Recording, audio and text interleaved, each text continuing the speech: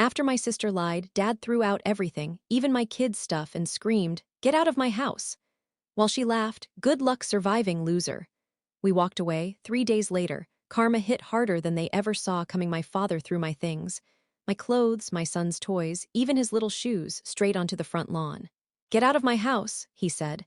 His voice didn't crack. He didn't shout. It was just cold. Behind him, my sister Lena leaned against the doorway, smiling like she'd been waiting for this moment her entire life. "Good luck surviving, loser," she said. I just stood there, holding my 3-year-old's hand, my chest so tight I couldn't even speak. It was past 9 p.m., the air was cold. My son's stuffed dinosaur lay in the wet grass, half buried in the mud. We walked away because what else could I do?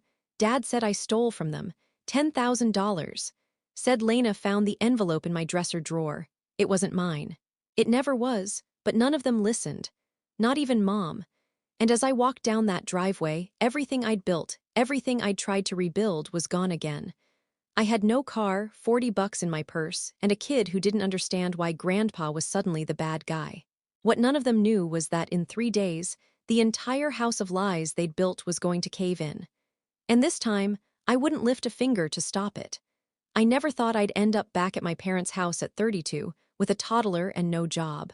But after my ex bilaid on child support and the company I worked for downsized, I didn't have many options. Mom sounded happy when I called, said, "Of course, honey, just until you get back on your feet." But Lena, she wasn't thrilled. She and her husband, Evan, were already living there after their dream home deal fell apart. So, it became a packed house. Mom, Dad, Lena, Evan, their daughter, and me with my son. 6 people under one roof, and tension thick enough to choke on. From the first day, Lena made it clear she thought I was freeloading. Little comments, loud enough for me to hear. "Oh, maybe Evan and I should quit our jobs too. Seems easier when you've got free babysitting and dinner service." I ignored her. I always had. I helped Mom with dishes, cleaned, picked up groceries with the little money I had left. I didn't want trouble. But Lena, she needed it. She fed on it. It wasn't even about money, I think. It was control. She'd always been Dad's favorite, the one who never got in trouble, never made mistakes. And me, I was the one who made poor choices, as he liked to say. Still, things were mostly bearable until that envelope showed up. It happened on a Wednesday. I'd taken my son, Mason, to the park for a couple of hours just to get out of the house. When we came back, the whole place felt off. Mom stood in the kitchen like she'd been crying. Dad was holding an envelope like it was radioactive. He didn't yell. He didn't ask, just said, "You stole from us. Get out of my house." When I saw Lena behind him, arms crossed, eyes bright with fake pity, I knew. She'd done something. I didn't know what yet, but I could feel it in my gut. I tried to explain. I begged them to check cameras, fingerprints, anything. But Lena had her story ready. She said she was looking for her hairbrush and found the money in my drawer. $10,000 in crisp bills, the emergency fund Dad kept hidden in his safe.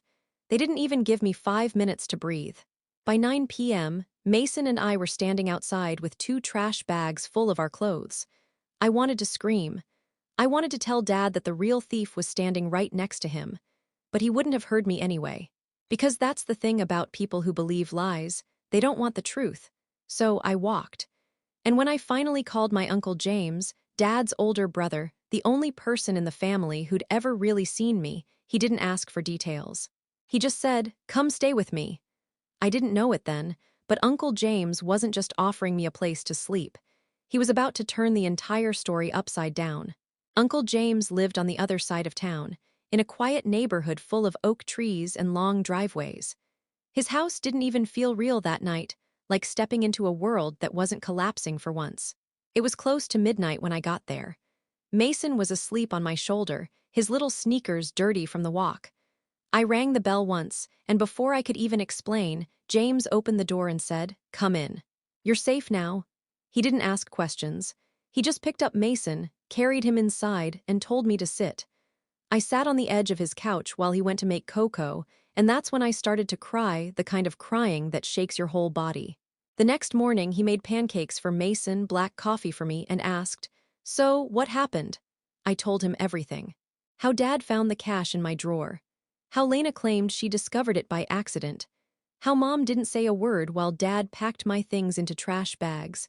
I told him the look on Dad's face, cold, like I was a stranger breaking into his house.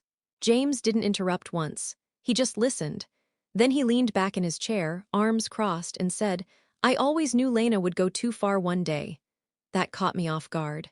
He said he'd seen something off about her since she was a kid, the way she'd lie easily, twist stories, fake tears when she got caught.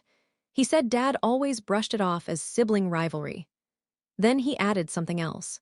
"My brother's been pulling money out of the family business lately, more than he should. When people start doing that, it usually means something's wrong." He stood, walked over to his desk, and picked up his phone. I heard him say a few clipped phrases to someone on the other end, words like freeze distributions, audit starting today, and notify the board. When he hung up, he looked at me and said, "You don't need to prove anything. Just wait. The truth has a habit of punching hard when it finally lands." For 2 days, nothing happened. I tried to keep busy, helped around the house, took Mason to the garden, did my best not to think about what was happening back home. But Uncle James was busy. He was on the phone constantly, pacing around his study, making calls that all seemed connected to something big. Whenever I asked, he'd just smile slightly and say, "Soon." By the third day, he came home around noon, tossed his keys on the counter and said, "Get dressed. We're going to visit your parents." My stomach dropped. I told him I didn't want to go, that it was pointless. He said, "You're not going for them, you're going to watch the truth come out." I didn't know it then, but that drive back to my parents' house was the calm before the explosion. Because the moment we got there, everything Lena had built, the lies, the fake sympathy, the perfect daughter act, started to burn down in real time. We pulled into my parents' driveway around 2 in the afternoon. Lena's silver SUV was parked crooked, one door half open like she'd rushed out. Mom's car was there too, but Dad's truck was missing. The front door hung slightly ajar. Uncle James told me, "Stay in the car with Mason. This part isn't for you yet."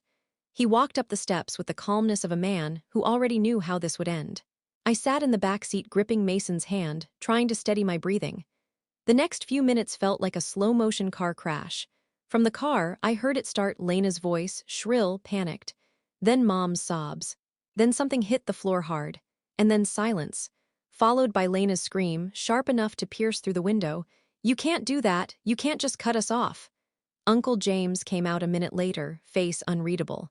He opened the car door and simply said, "It's done." When we got home, I asked him what happened. He poured himself a drink, sat down, and told me everything. The audit he'd called for came back fast. He had access to all the financial records, Dad's business accounts, the family trust, everything. And what it showed made my blood run cold. The missing 10,000, it wasn't from Dad's safe at all. It was withdrawn from the family business account the day before Lena found it in my drawer. Same amount, same serial pattern. She'd stolen from the company, not the house. And when she realized someone might notice, she panicked, moved the cash into my room, and staged her little discovery. She didn't just lie. She framed me to cover up financial theft. James said the moment he showed Mom and Dad the records, everything fell apart.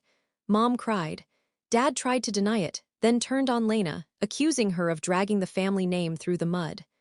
Lena. She tried to twist the story again, claiming she only borrowed the money and was going to put it back. But the damage was done. James froze their access to every account tied to the business. Every credit line, every dividend payment. Gone. Effective immediately. "They'll have to figure out how to pay the mortgage now," he said flatly. I sat there, numb. Just 3 nights before, my dad was throwing my child's toys into the street. And now, the truth had hit them harder than any revenge I could have dreamed of. But the thing about people like Lena, they don't break clean. They always come back, and they never come quietly. Because what Uncle James didn't know yet was that Lena had one last move left. And when she played it, she'd drag everyone down with her. The next morning, I woke up before the sun. The house was quiet except for the soft hum of the fridge and Mason's tiny snores down the hall. For the first time in weeks, I could breathe. When I walked into the kitchen, Uncle James was already there. Coffee mug in one hand, his phone in the other, scrolling through emails like a man who had just detonated something and was now waiting for the dust to settle. He looked up at me and said, "They're calling, don't answer."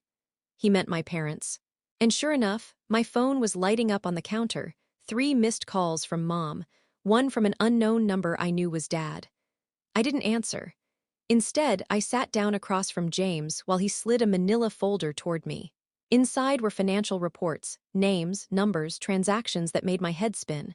"Your sister didn't just take that money," he said. "She's been bleeding the company dry for months." Apparently, Lena had been quietly rerouting funds through project reimbursements and contractor expenses. The same projects my dad had bragged about funding, new renovations, new cars, all those Facebook-perfect milestones. Fake invoices, real money, gone. James told me he was filing a formal complaint and notifying the accountant. Once the system flagged her transactions, her access would be permanently revoked. But that wasn't even the best part. He opened another folder, this one marked with a small note. Evidence. Inside was a single still frame from a security camera. Lena, caught mid-motion, slipping an envelope into my dresser drawer. I couldn't breathe for a second. "Where did this come from?" I asked. James smirked. "I installed cameras after a family heirloom went missing last year. Guess who was the only one home that night?" He didn't need to say it. I stared at the photo for a long time.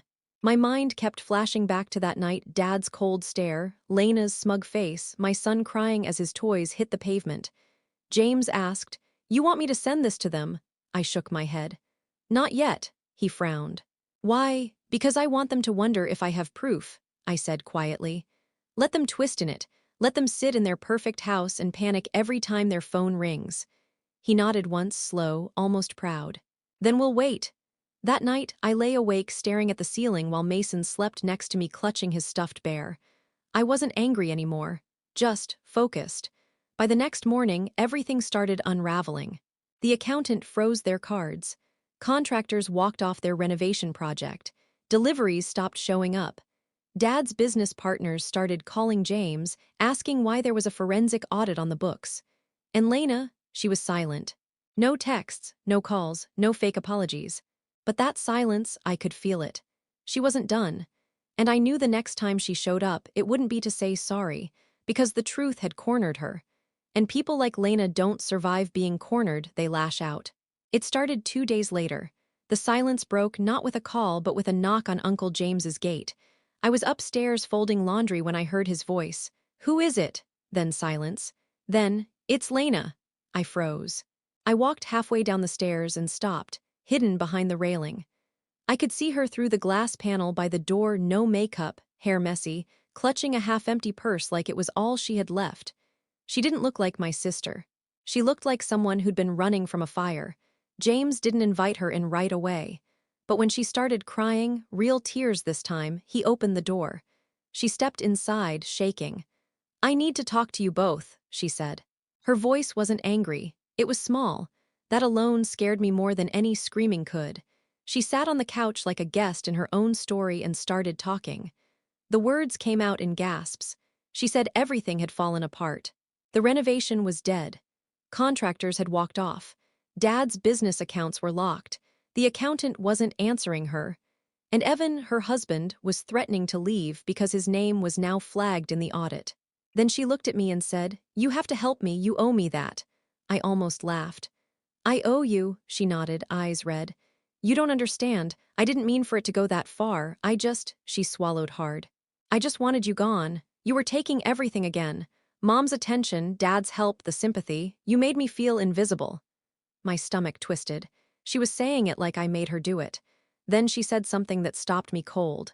"It wasn't just me." James's eyes narrowed. "What do you mean?" Lena looked down, voice trembling. "Dad knew. He didn't know all the details, but he knew I took some money. He told me to fix it before you noticed. He said if you found out, he'd lose control of the business. So I panicked." I blinked.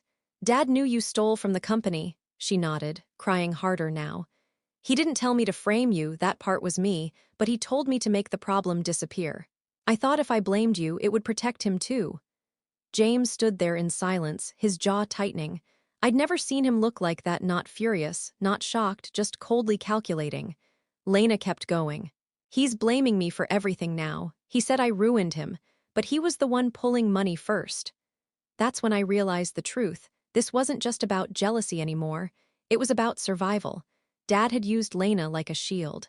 James finally spoke. You do realize you both committed fraud, right? And you framed an innocent person to cover it up. She looked at him like a child caught stealing. Please, Uncle James, I'll fix it. I'll sell the SUV, He cut her off.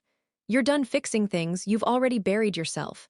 And that's when I knew this wasn't just my sister's downfall, it was my father's too. They had both built a lie so big, they forgot who they'd buried under it. Me. That night, Uncle James didn't say a word. Not during dinner, not while Mason watched cartoons, not when I asked him what we were going to do next. He just said, "You'll understand soon."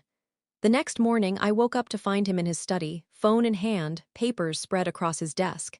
His face looked different, not angry, not surprised. Resigned. He slid a stack of documents toward me. "You should see this," he said. It was a series of bank statements from my father's company, spanning years. Withdrawals, cash transfers, unexplained consulting fees, all labeled under vague categories like maintenance or miscellaneous reimbursement. But there was something else. My father's signature approving every single one, and half of them, they led to an account under Lena's name. I didn't understand at first. Then it hit me he'd been using her as a front. James leaned back in his chair, his voice low and flat. Your father's been moving company money for a long time. When the numbers stopped adding up, he used Lena to shuffle the blame. She thought she was helping him fix things. In reality, he was using her to hide his mess. And when it got too big, he let her burn for it. My stomach turned. He let her frame me. James nodded slowly, because it bought him time. If everyone was focused on you, no one would look at him. I couldn't speak. It made sense now, the coldness in his eyes that night, how he didn't hesitate, how he didn't ask a single question. He didn't care whether I stole the money. He just needed a story, a scapegoat, and I was convenient. The struggling daughter, the single mom, the one already labeled unreliable. It wasn't about disappointment or betrayal. It was strategy. He'd sacrificed me to save himself. James's voice broke through my thoughts. Your father's been under audit review for almost a year. The board's been patient, but this, he gestured to the files. This is going to finish him, I asked. Does Mom know? He hesitated. She knows something's wrong. She just doesn't want to admit how deep it goes. I stared at the papers again, the numbers, the forged signatures, and for the first time in my life I saw my father clearly. Not as the man who raised me, not as the man who threw me out, but as the man who saw everyone around him as pieces on a board useful until they weren't. He hadn't protected Lena. He'd used her. He hadn't punished me. He'd erased me. And that realization, that quiet, cold understanding, was the moment my grief hardened into resolve. I looked at James and said, "We're not done yet, are we?" He smiled faintly. "Not even close." Because the truth wasn't enough. Not this time. They needed to live with what they'd done. And I was going to make sure they did. The family dinner was Mom's idea. She called 2 nights after everything came out. Her voice was shaky, broken in a way I'd never heard before. She said, "Please, let's just talk as a family, one last time." Uncle James didn't tell me to go. He just said, "If you do, you go on your terms." So I agreed. I wore the same outfit I had on the night Dad threw me out. It wasn't about pettiness, it was about closure. A quiet reminder of everything they made me walk away from. The house looked different when we pulled up, darker somehow. The porch light was out, the front yard overgrown, the half-finished renovations frozen mid-project. Piles of unpaid invoices were visible through the entryway window. No pretending anymore. Everyone was already seated when we walked in. Mom, Dad, Lena, her husband Evan, and Aunt Carol, who looked like she'd come to witness an execution. The tension was suffocating. Mom started talking first. She apologized, not perfectly, not completely, but she cried through the words, and for once I believed she meant them. She said she was ashamed she believed lies over her own child. Then Lena spoke. Her hands shook, but her voice was steady. She confessed everything. The theft, the setup, the jealousy. She said she wanted to hurt me because she couldn't stand that, even broken, people still saw me as good. Then she said something no one expected. Dad told me to make it go away. He didn't say how. I did what I thought would protect him. The room went silent. Dad didn't deny it. He just stared at his plate like the weight of it all had finally cracked him open. He said, "I made mistakes trying to protect what was mine." Uncle James didn't let him finish. He set a folder down on the table, documents, signatures, transfer records, all tied to Dad. "Not yours anymore," he said. "The board reviewed it. You're out, effective immediately." Mom gasped. Dad didn't even move. I sat there calm. I thought I'd feel satisfaction, but all I felt was finality. That's when Dad looked at me, really looked at me, and said, "Come home, we can fix this." I laughed. Not loud, just a tired, hollow sound. "Home," I said. "You burned that down the night you threw my son's toys in the street." No one said a word after that. I stood, thanked Mom for the dinner, and told them I truly hoped they'd find peace. But I wouldn't be part of the cleanup. As I left, Lena whispered, "I'm sorry." I didn't look back. Because forgiveness doesn't mean forgetting, it means not letting them own one more piece of you. 3 weeks later, Uncle James handed me a folder. Inside was a lease. His guest house, the little one behind his garden, 2 bedrooms, sunlight through the skylight, quiet. He said, "You need a place that's yours, no strings attached." So I took it. Now, every morning, Mason sits by the window eating cereal and naming the birds he sees. I work remotely for a small accounting firm. It's not glamorous, but it's ours. I heard through a cousin that Lena and Evan sold their SUV and moved into a rental. Dad's business is under investigation. Mom's still trying to hold everything together, like always. But I don't hate them. I don't wish them pain, because they're already living their punishment, having to face themselves every single day without anyone left to blame. As for me, I got something better than revenge. I got freedom. Sometimes I drive past that old house.